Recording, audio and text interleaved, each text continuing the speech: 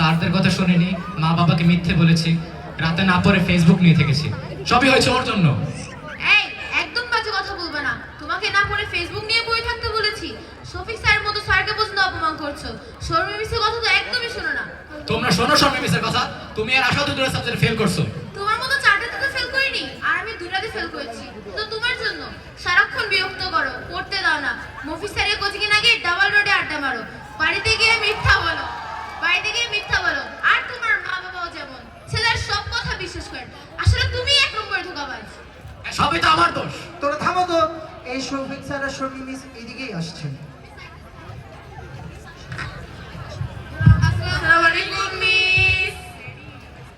কি হৃদয়? ও, রেজাল্ট খারাপ হয়েছে বলে মন খারাপ, তাই না? স্যার আমাকে ক্ষমা করে দিন স্যার। স্যার আমি আপনার সাথে অনেক বেয়াদবি করেছি। শোনো হৃদয়, আমি ওসব কিছুই মনে রাখিনি। তোমরা আমাদের